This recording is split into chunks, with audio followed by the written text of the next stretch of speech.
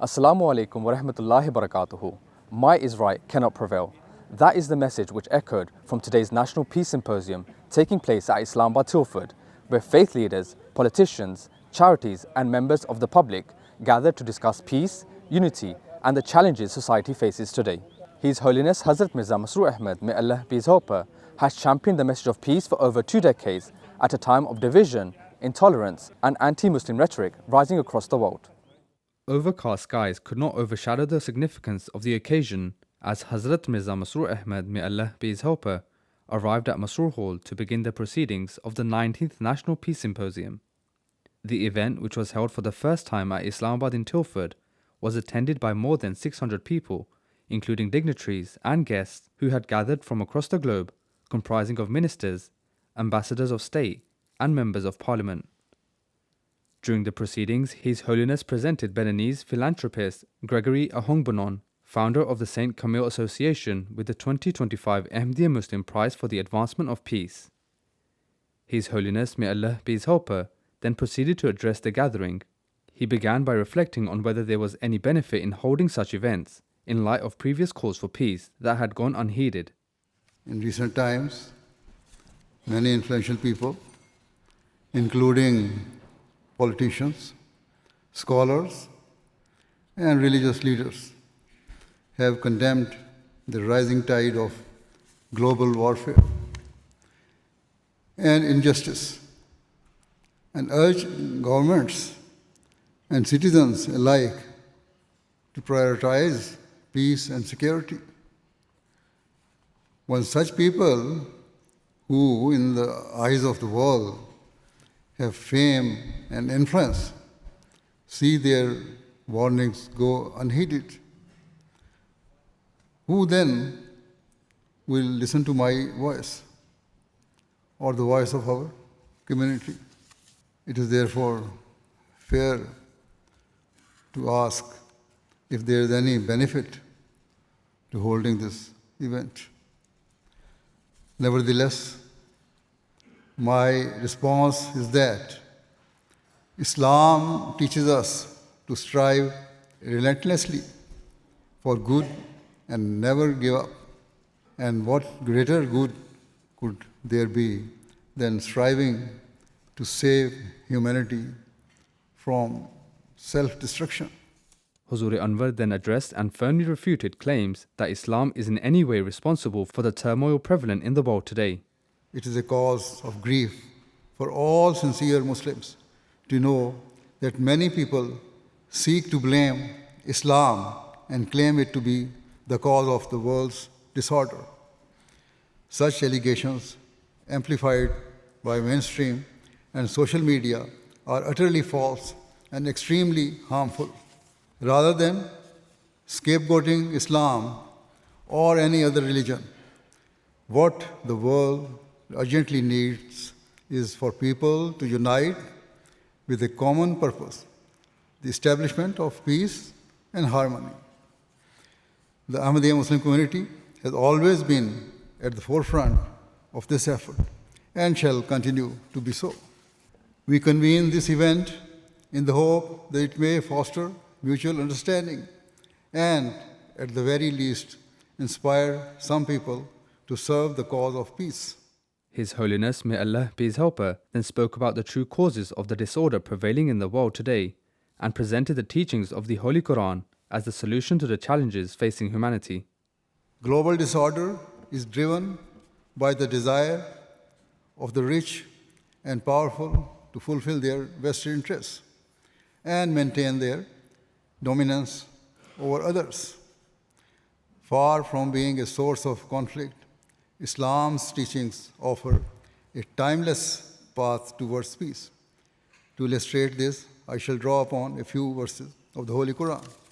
Chapter 4, verse 136 states, O ye who believe, be strict in observing justice and be witnesses for Allah, even though it be against yourselves or against parents and kindred.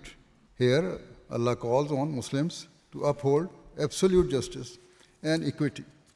It requires a person to stand ready to testify against himself, his parents, his loved ones, or his community for the sake of truth and justice. Huzur Anwar, may Allah be his helper, concluded with a powerful call to action for the entire world, urging mankind to leave behind a legacy of peace rather than destruction for our children and future generations. Let us act now so that those who come after us may inherit a world of peace and prosperity rather than bear the burden of our failures. Let us act now so we may spare ourselves reproachful glances of our children, asking why we bequeathed to them a world set on fire. Only then will this Peace Symposium have fulfilled the promise of its name and not merely be a gathering of good intentions, but a turning point in the pursuit of peace. His Holiness then led all present in a silent prayer. After the event, the MTA team spoke with those in attendance to get their feedback on the event. The first thing that struck me was he is so knowledgeable and has links with so many world leaders and so many, he's really understands his subject very, very well. And I think his warning to all of us about the perilous situation we're in with regard to warfare and conflicts, I think it was just very well put, and it's a warning to all of us. But I was very inspired by your leader, by His Holiness, in the frank way in which he communicated his beliefs. And I think probably that's going to be the thing that will make the difference. His Holiness's words really resonated with what is happening in the world. It meant so much to hear what he had to say. Before, I felt that peace, the words about peace, can actually be possibly empty, but with His Holiness, he grounds it in his religious beliefs, but also in beliefs that resonate with all of us, which are that justice is the key to peace.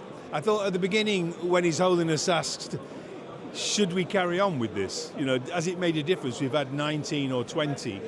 But actually, he came round to the fact that, yes, we've got to keep doing it. We've got to keep doing the message. But otherwise, even if no one's listening, we've got to keep saying it. And eventually, good people and real leaders will get that message across. And I think you should never give up on peace. I thought his speech was inspirational.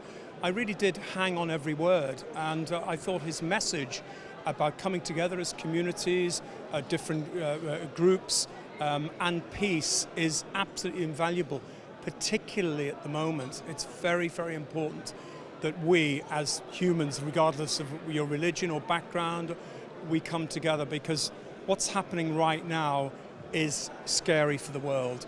And somebody like His Holiness, who has been doing this for 19 years, he was able to articulate it in a beautiful way that really touched me, actually.